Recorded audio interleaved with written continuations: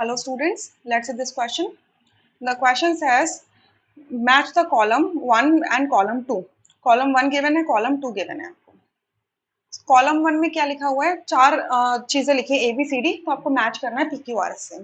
पहला लिखा है the limits of the pH value of buffer solution. Buffer solution के pH लिमिट्स बतानी है. ठीक है. तो देखिए बफर सॉल्यूशंस आपके दो टाइप के होते हैं, एसिडिक बफर और बेसिक बफर. बफर कब बनता है? जब आप अगर एसिडिक बफर बनाना है तो वीक एसिड के साथ में उसके कॉन्जुगेट बेस को डाल दो. ठीक है, तो वो एसिडिक बफर हो जाएगा एंड वाइस वर्सा आपका बेसिक बफर बन जाएगा. ठीक है.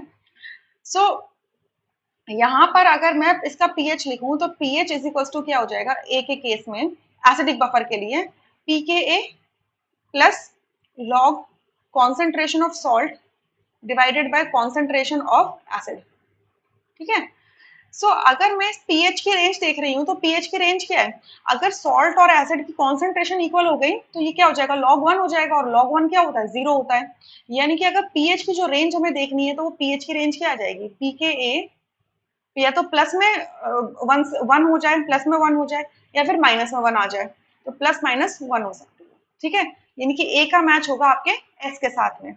ए का मैच होगा एस के साथ में, तो थर्ड ऑप्शन रूल आउट हो जाता है. बी में क्या लिखा हुआ है?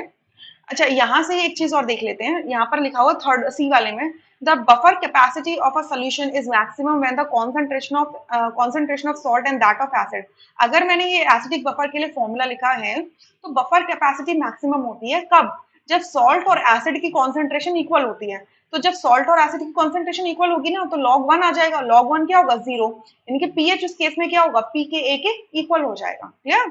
सो यहाँ पर सी का मैच होगा Q के साथ में. सी का मैच होगा क्यू के साथ में. देखो यहाँ पे सी पी के साथ में, आर के साथ में या क्यू के साथ में, यानी कि फोर्थ ऑप्शन करेक्ट हो जाएगा, रेस्ट ऑप्शन आर इनकरेक्ट. ठीक है. अब बी को सॉल्व कर लेते हैं एक बार. कॉन्सेंट्रेशन ऑफ H3O पॉजिटिव कह रहे हैं in 0.001 molar BaOH whole twice solution. Barium hydroxide का सोल्यूशन है. तो ये बेरियम हाइड्रोक्साइड का सोल्यूशन है, ये सोल्यूशन के अंदर जाके ऐसे डिसोसिएट होगा. बेरियम हाइड्रोक्साइड सोल्यूशन के अंदर ऐसे डिसोसिएट होगा. ठीक है. सो बेरियम हाइड्रोक्साइड की कॉन्सेंट्रेशन है 0.001. सो मैं इसको क्या लिख सकती हूँ? 10 की power -3. So barium positive cation, barium cations की भी कितनी होगी? 10 की पावर -3, और हाइड्रोक्साइड की होगी 2 इंटू 10 की पावर -3. सो आपको H प्लस आयन की कॉन्सेंट्रेशन पूछ रहे हैं, H3O पॉजिटिव की कॉन्सेंट्रेशन पूछ रहे हैं, तो it is equal to KW upon concentration of OH negative. KW कितना होता है रूम टेम्परेचर पे? 10 की पावर -14, और ये हो जाएगा डिवाइड करके 2 इंटू 10 की पावर -3 करेंगे तो ये आ जाएगा आपका 1/2 इज 0.5, और ये सॉल्व करके आएगा 10 की पावर -11, जिसको मैं क्या लिख सकती हूँ? 5 इंटू 10 की पावर -12.